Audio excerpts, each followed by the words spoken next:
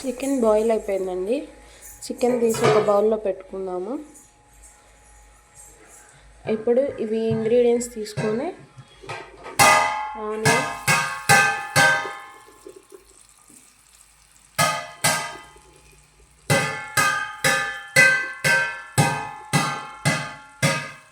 తర్వాత కొద్దిగా పచ్చిమిర్చి,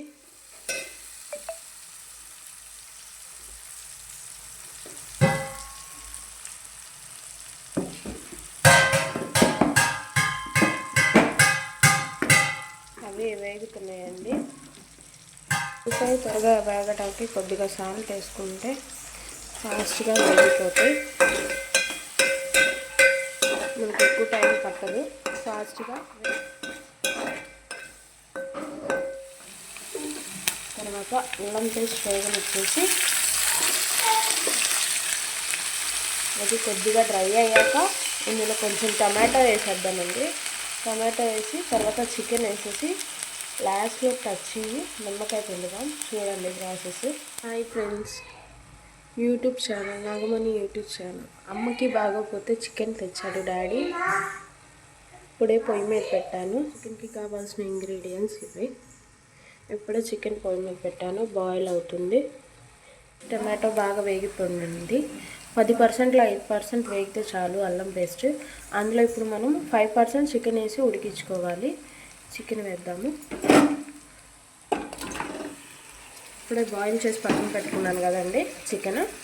ఈ అల్లం పేస్ట్ అనేది దీనికి పట్టేసి ఆ 5% ఉడుకుద్ది డీప్ ఫ్రై కోసం.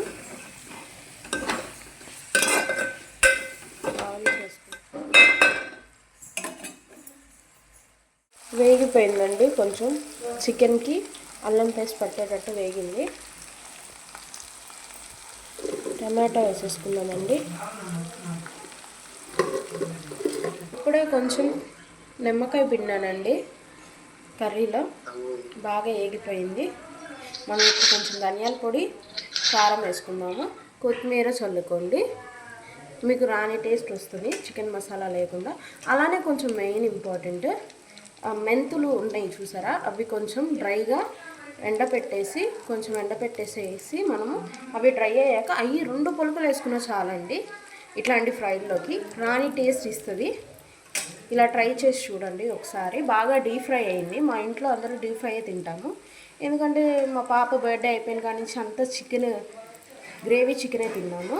అందుకని ఈరోజు కొంచెం ఫ్రై చేసుకొని తిందాం అనుకున్నాం. అందుకని చికెన్ మసాలా లేకపోయినా ఇలా ట్రై చేశాను. ఒకసారి మీరు కూడా ట్రై చేసి కామెంట్ చేయండి ఎలా ఉంది. సేమియా కేసరికండి.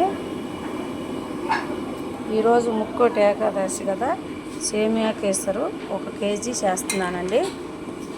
దాంట్లోకి జీడిపప్పు, కిస్మిస్ బాగా వేయించుకున్నాను. ఇదిగోండి, ఇది వాటరు మరుగుతున్నాయి కదా, చక్కగా ఇవ్వండి. కొంచెం ఫుడ్ కలర్ వేయాలి.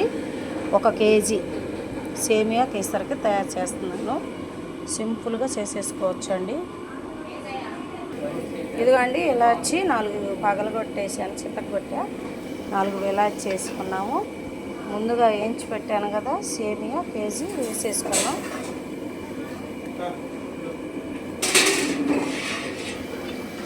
చక్కగా ఇలా కలుపుకుంటూ ఉడికించాలండి. ఈరోజైతే ముక్కోటి ఏకాదశి అని సేమియా కేసరు 1 కేజీ.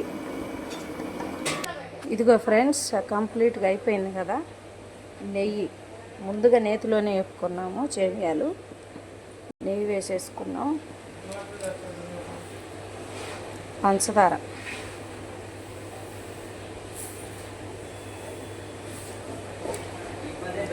కేజీ వేసుకోవచ్చు అండి. ఇష్టం లేని వాళ్ళు 1/2 కేజీ వేసుకోవచ్చు. కంప్లీట్గా అయిపోయిందండి సేమియా కేసరు. కంప్లీట్గా అయిపోయింది కదా. జీడిపప్పు ముందుగా వేయించి పెట్టుకున్నాము, అవి వేసేసుకుందాం. జీడిపప్పు, కిస్మిస్లు అండి. నేతిలో బాగా వేపుకొని ఈ విధానంతో కలిపేసుకోవాలి. చక్కగా సేమియా ఉడికిన తర్వాతే పంచదార వేసుకోవాలి. కేజీకి 1/2 కేజీ వేసానండి నేను షుగరు. తక్కువ తినేవాళ్ళు తక్కువ వేసుకోవచ్చు, ఇంకా ఎక్కువ తినేవాళ్ళు ఎక్కువ వేసుకోవచ్చు. కంప్లీట్గా అయిపోయింది. మా వీడియో లైక్ చేయండి, షేర్ చేయండి, సబ్స్క్రైబర్ చేయండి ప్లీజ్.